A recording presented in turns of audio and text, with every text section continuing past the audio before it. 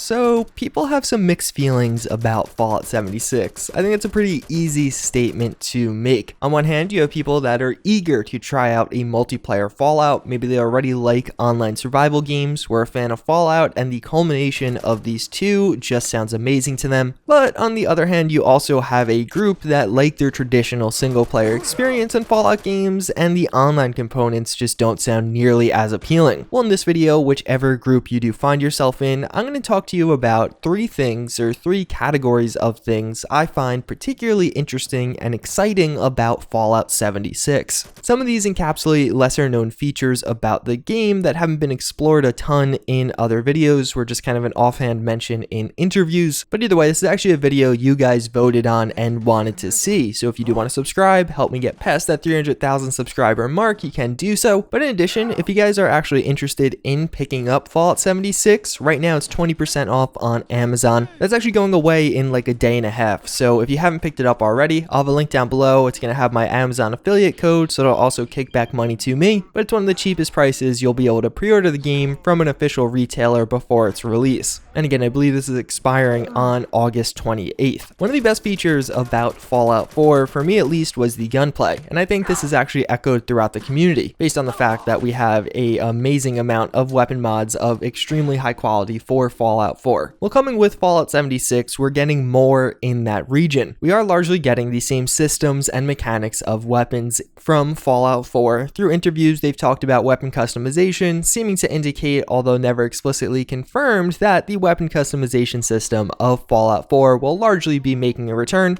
One of the major downsides about weapons in Fallout 4 was how few options there actually were. The customization options on what was available were immense, but what was available wasn't so immense. Well, in Fallout 76, it seems like they are without a doubt writing this wrong. I've made a full video looking at all the new weapons coming in this game, and even since that video, there's about 4 or 5 additional ones that we have seen through various trailers. All the categories in Fallout 4 that weren't super fleshed out or only had 1 or 2 options now are going to have a plethora. We're getting new MGs that did appear in World War II. We're getting some new flintlock or black powder pistols, which just seems exciting and awesome to me. And even beyond that, it seems like we're going to get quite a few different options in the Fallout 4 Rise category, new energy or plasma or some kind of new weapon coming in this game. And all of that comes together to get me very excited, but that's not it. In addition to just new weapons, we're getting a ton of new functionality around the weapons in Fallout 76. We do know that weapon degradation is making a return. This was a system that appeared in Fallout 3 and New Vegas, and as you fired your weapon, it would degrade to the point where you had to repair it. How exactly it'll work in Fallout 76 isn't clear, but it's making a return in some way. And even beyond that, there's quite a few other very interesting mechanics, such as ammo crafting. In one of the interviews, we actually heard how there was a settlement in Fallout 76 that was defended by some kind of monsters or something like that, but at that settlement was a huge stockpile of lead. It seemed like this was naturally occurring, and you could go there with your friends or by yourself, clear out the enemies there, and get access to that lead stockpile. From there, you would be able to craft ammo for the various weapons in the game. So one, ammo crafting is coming back, but even beyond that, that gave the player a ton of opportunities. One, you could sell all of that ammo for a ton of caps to other players in the game, because frankly, everyone needs ammo, and I'm sure that's only going to be exacerbated in an online PvP based game. Or alternatively, just give the ammo to you and your friends and mow down a ton of enemies that maybe don't have as much ammo. And if all that wasn't enough to make things even more interesting, ammo is going to now have a weight in Fallout 76. This kind of transitions me into my next topic. I personally think the best way, and really the only good way to play Fallout 4 is survival mode. It makes the game more tense and exciting, it gives you certain trade-offs, and makes it way more rewarding to actually clear out and deal with enemies. While many of the components of survival mode, such as ammo having a weight associated with it, are making a return as a base feature in Fallout 76. Some of the ones we know so far are, again, ammo having a certain weight, so you can't just carry 50 mini nukes on you. In reality, at least in Fallout 4 survival mode, you can only carry a few mini nukes because they were such high damage but also weighed so much. But even beyond that, you're going to have to eat and drink. We know food is actually going to decay in this game.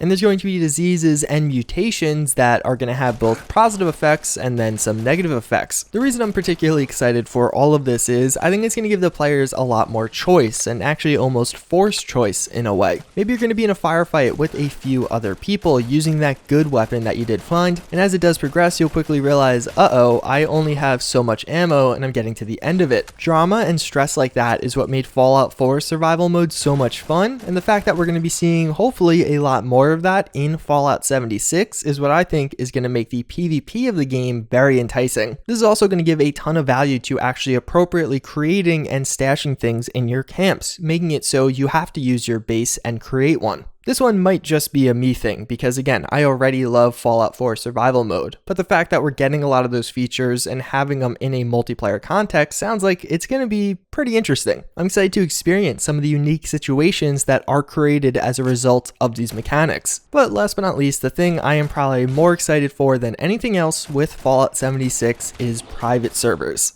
We don't know a ton about private servers, so it may just lead to disappointment for me, but I'm holding out. Bethesda has always been a huge proponent and supporter of modding with Fallout and the Elder Scrolls, but of course the types of mods we've actually seen for these games are single player based because they're single player games. In Fallout 4, we got a ton of new weapon mods, but also we've seen things like new quest mods, new building mods, and all those are particularly cool, but something that was really lacking was new experiences. When you actually look at a lot of other online games, one thing that they really have in the modding scene is new experiences. Mods that totally alter the game state into something that doesn't even resemble what the base game was. For example, take Gary's mod. One of the really famous game modes that come out of that was Trouble in Terrorist Town.